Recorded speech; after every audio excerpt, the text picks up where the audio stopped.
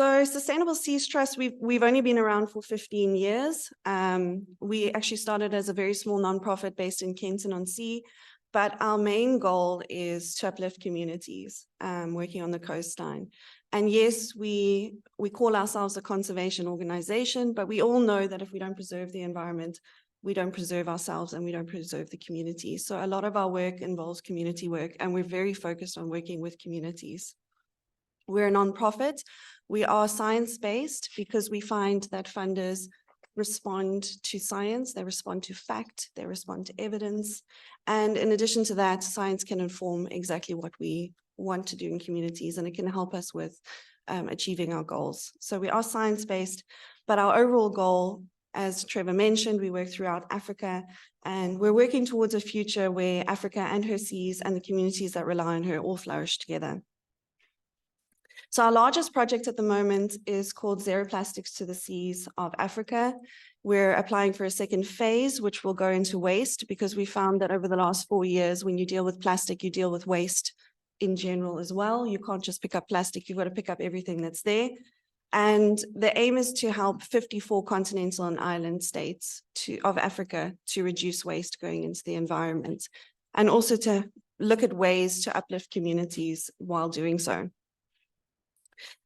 We all know there's a waste problem in Africa. You can drive down the streets of wherever you live and you'll see the issue.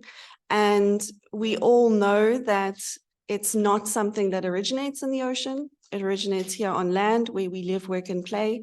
So we know that we need to solve the issue where we live, work, and play before we can actually solve the issue in the oceans. The plastics value chain alone is incredibly complex. And so what we often encounter in communities and with businesses is they actually don't know where to start. You've got this massive, complicated system of plastic production and consumption.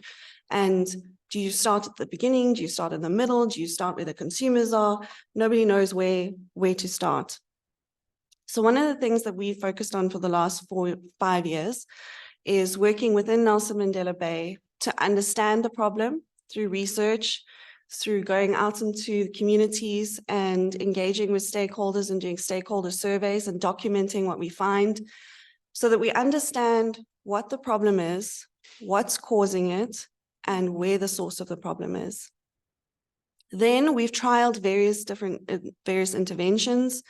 We've worked predominantly with schools and community groups, and we helped with the development of the Motherwell Community Hub. I don't know if you guys have seen the recent Citizen of the Year awards. And we're very, very proud of how far they have come. They're an amazing initiative. But we've trialed interventions like that in communities to see how it can impact the waste in the environment. And we've worked with schools and developed curriculum-aligned resources. To change the curriculum in any one country is incredibly difficult. It can take years. So what we've done instead is looked at the curriculum, and we've designed plug-and-play resources for the teachers to be able to bring it into their classroom and bring their messages into the classroom, so that they don't have to think about where they're putting it in the curriculum. They just see, oh, here's a research that fits into this lesson, which I'm giving this. Here's a resource which fits into this lesson, which I'm giving today, and they can just plug and play the resources. And we do training around that as well. And then on an international scale, United Nations Environment Program has called for action plans to be developed on a country scale, and we have been working with UNEA and with various regional bodies like the Abidjan Convention and Nairobi Convention to develop capacity building programs that help treaty negotiators who are going to the INC negotiations to be able to understand the issue and to be able to negotiate for reasonable things that their country can do, because a lot of countries don't have the resources or capacity to do what some other countries do. So you've got to be able to understand what your role is in the context. So we provide capacity building opportunities for that. And we're also attending the INC negotiations as observers so that we can help our partners throughout Africa better with the process. So what have we been doing locally that we see religious leaders fitting into? We have been working on a program called Operation Clean Spot. We initially identified 4 different entry points into communities where people attend the most, 5 different entry points, churches, schools, the households and the waste pickers that rely on the households, taxi ranks, and malls. And those are the places where we felt we could possibly look at getting into the community, sending messaging out, designing interventions around those different entry points, and trying to make an impact on the waste situation in each of the communities. When we started this process in 2021, we've quickly started realizing how hard it is to actually implement any interventions in communities. They often want jobs, they want a whole bunch of other things that we as an NPO can't offer. So we found it quite difficult to get into churches. I'm going to be plain and blunt and honest. It's very difficult to get religious leaders to listen to us as an NPO. So we had to move away from churches. The taxi ranks were very keen. The taxi drivers themselves were very keen for us to help with waste issues. In Nelson Mandela Bay, the Taxi Association is very keen to not be seen as a problem. But the mistrust between taxi drivers and the Taxi Association was too politically charged for us to continue with that intervention. And then with malls, their objectives are different. I mean, they do obviously want to be seen as green. They want to be seen as doing something for waste, but their objective is also to sell. And so they have a very strict campaign process that they go through. So it easily takes over a year to get into a mall. So we ended up running the project starting in April this year, and it's still running now. In just schools and in the households and the waste reclaimers.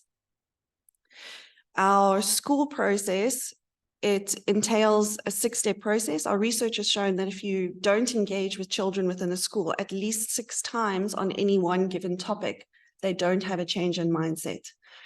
So our designed intervention for schools involves 6 steps where we not only go and educate about the issue, but we also help them develop a recycling incentive for the school. So they will start recycling in the school. We have a buyer who comes and buys the recycling from the school. We're not involved in that payment at all. It goes directly to the school. And so they can earn an income from the waste that their children pick up and bring into the school. A lot of schools, we've been to many meetings with the schools and the school leadership in Nelson Mandela Bay, and a lot of the schools struggle with income. They get money for staffing, but they don't get money for teachers, but they don't get money for support staff, for example. So they have to find ways of bringing in other income. So having an income generating recycling initiative within a school motivates the school itself to continue with the messaging because they're earning an income from the process. In addition to that, we established an environmental club, which looks at other ways for the schools to save money and save energy and save water, which helps the school as well. So our schools program is extremely well established. Within the households, we have tried to go directly to the households, door to door, but they're also very scared of strangers at their door, and in different areas, different race strangers. So it's been quite interesting to go into communities in different areas and have to adjust the type of people we're sending in there to do surveys. And we've also worked with the waste reclaimers. They're extremely eager to learn anything new. We've put them through training. We've provided them with resources.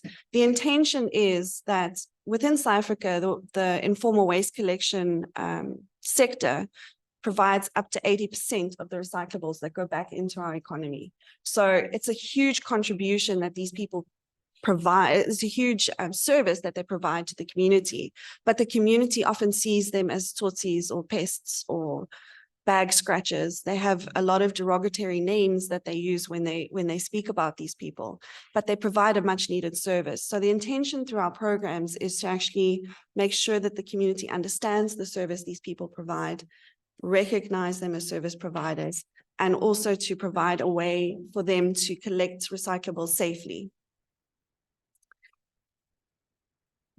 Okay, so I'm just checking my notes. So this brings me to what I wanted to talk to you about today and the role of religious leadership in conservation. Some of the community research we have done within Nelson Mandela Bay. So we've spoken to multiple different types of faith-based organizations, not just Christian. And in general, faith-based organizations are really, really respected for their role that they play in communities.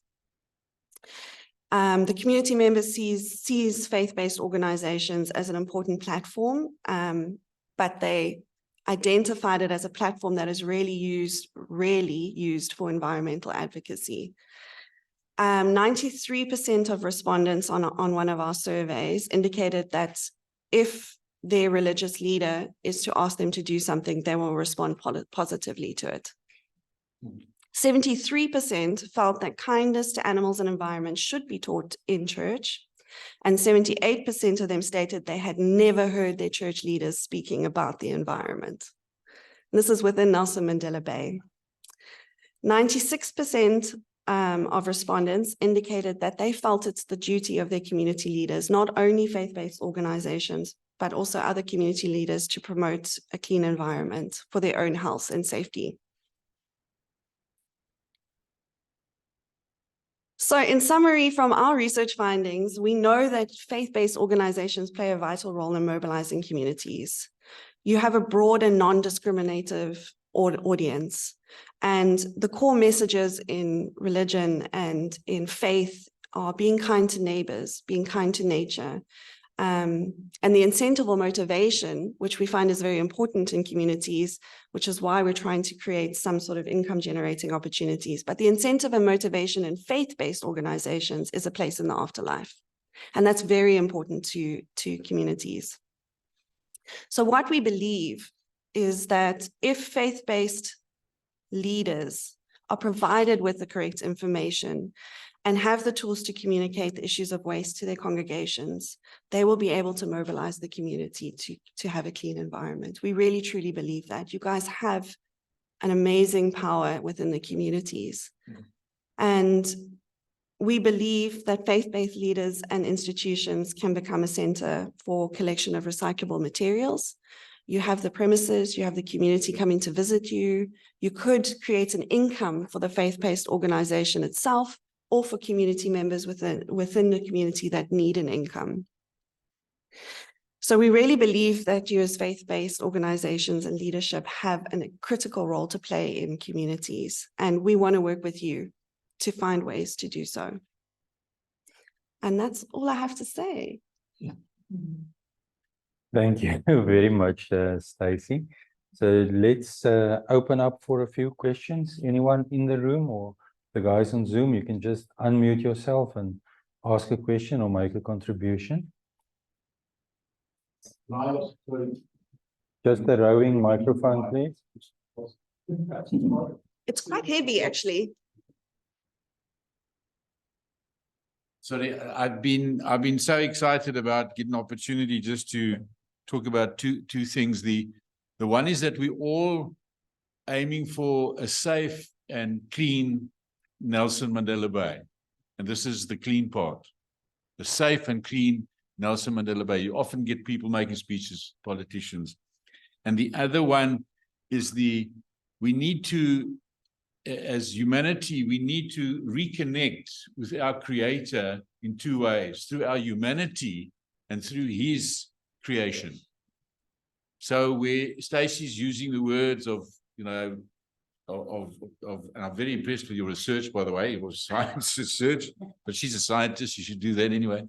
But to me, the God's creation and God's creativity and us connecting and restoring the beauty that God gave us. So from a church perspective, I would like to encourage people from thanking God for His environment and His creation, and replacing, getting that back in place. And that's what excites me about this. And there's lots and lots of stuff and booklets and things like that. And, they're really organized. This is an NGO. When we link up with NGOs, we should link up with pros, people that really know their story, and make it easy for us. But you better stop me now. Thank you very much, Trevor. So there's an easy link between the Bible and good theology and the environment. It's God's creation. So anyone else? If I Or may not? ask Frankie, practical, question? Stacey, I used to drop eco bricks off in your box at the office. Then that disappeared and I got hold of Therese and eco bricks went to the Motherwell Community Centre.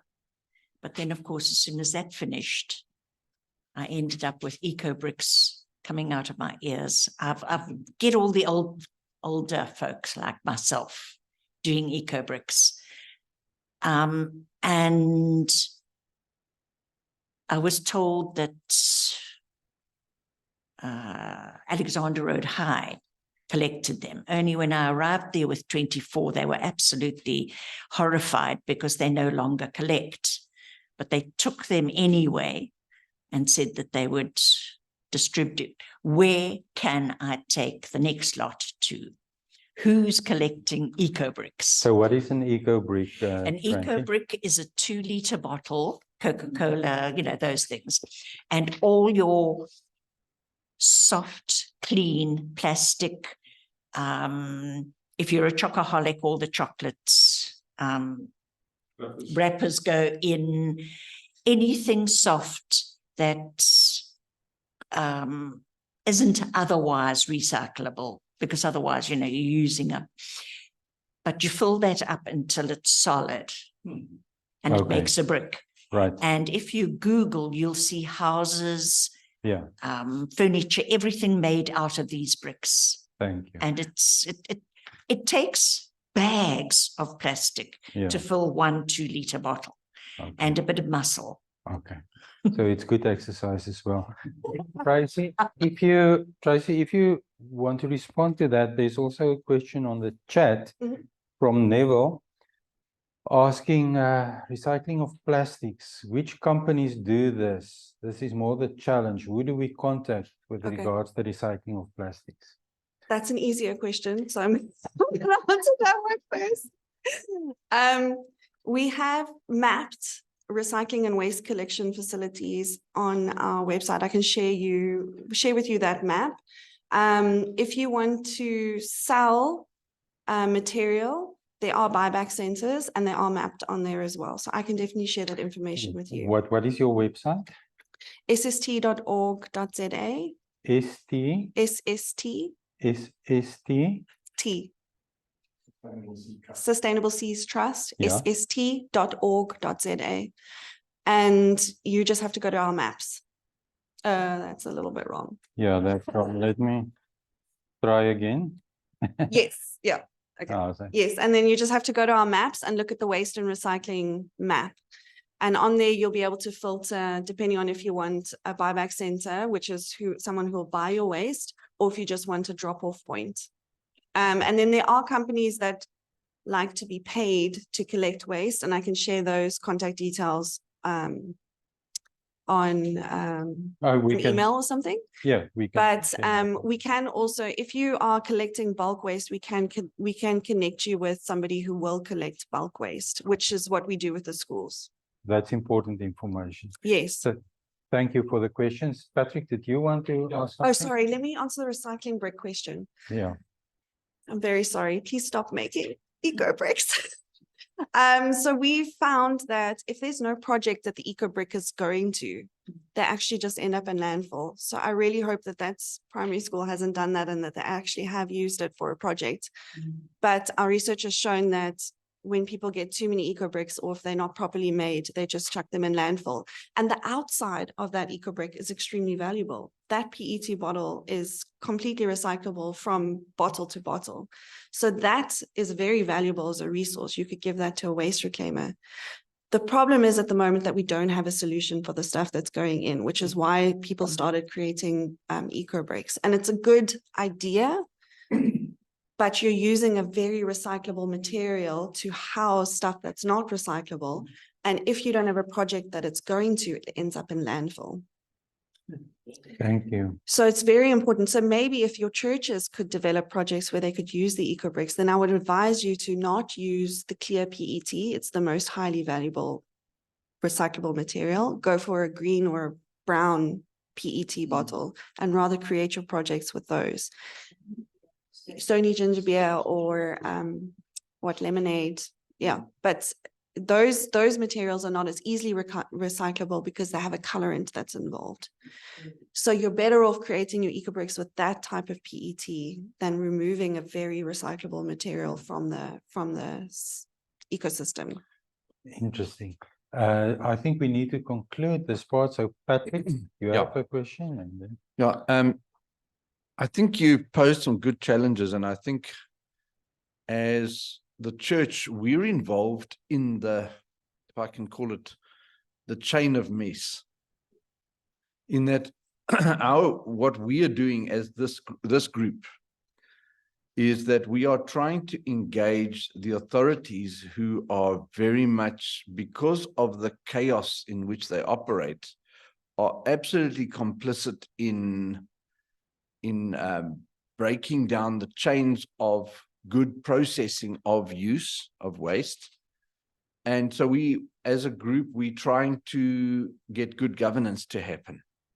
And we see that this is just one symptom of everything we see, you know, the breakdown of service delivery, the violence in our streets, the communities where there is just no resources, the poverty and everything, the unemployment, and all of that because we have just complete chaos. But then we also in this country have a environmental ministry that is completely captured by state forces. You know, they're wanting to put car power ships in our nature reserve. You know, those things are monumental environmental disasters happening right in our on our doorstep. And we have to be part of the process of sort of dealing with this. Not only does it look terrible, but it creates a hazardous environment for our people to live in. So we do have a role in that. As a, you know, in the area where we are, they're running a waste pilot program. And as part of the ward committee of that area, they're collecting it. But everything gets pirated by the pickers on the, you know, the dirt bin scratches on the way. So they're undermining the very projects that are trying to make it sustainable to handle this. So we really have our work cut out for us. But just so that you know, we are engaged, just in a different direction. Thank you very much, Patrick, and thank you to our roving microphone stand. Yeah, please, Tracy, respond. Of course, I know this. And our research definitely, I mean, it might have come across quite, I don't know, critical, but that's what the community is saying. And we know it's not a reflection on you and all the work that you are doing. And we are dealing with the same massive problems. We're involved with a lot of the same environmental issues. We don't just deal with waste. And yeah, I mean, the political situation in this bay is yeah, I actually don't even have a word for it. But we are trying, we're engaging with every new person that comes in, and we are through Treasure now working on looking at their service delivery plan for waste for the bay and reviewing their waste management plan and helping with suggestions on how to improve things. But yeah, we are aware that there are a lot of other bigger problems around, and we're all pulled in different directions.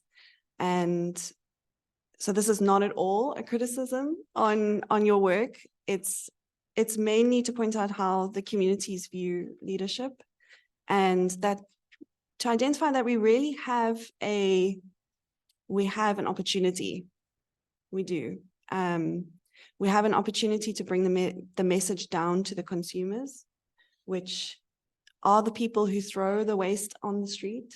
And if we can just avoid that and work with the government to improve service delivery, that will reduce what's going into the environment dramatically. We have a situation in Cape Town where one of our collaborators identified an area that the entire drainage system was about 2 meters deep in waste, and it stank. It was a health hazard, complete health hazard. And we managed to get the government to agree to come in and clean it. So the municipality agreed. They brought in backhoes, they brought in heavy machinery. They were going to clean it, and the community stopped them. They stopped them because they said, you're taking away jobs for us, but they won't go clean when you ask them to pay them to go clean that area. So it's this catch-22 of saying they want jobs, but then stopping the people from cleaning the environment, which is actually going to make them sick. And so we need to find a way to speak to the communities and get them to trust us, so that when we come along with a solution like that, it's not a case of fighting the solution. And I really think that faith-based organizations can be that conduit, because it's their health that's at risk, because they're not allowing that service to take place. Thank you. And yeah. Sorry. Trevor, while you are talking, there's a question from Alice. Could you kindly inform the group about the quarterly NMB collaborative cleanups and invite the church leaders and the congregants to join? So do you want to say something about that? Trevor? Yes. Who commented? Alice. It says Okay, Alison. Alison. Hi, Alison. Is it Alison? Alison.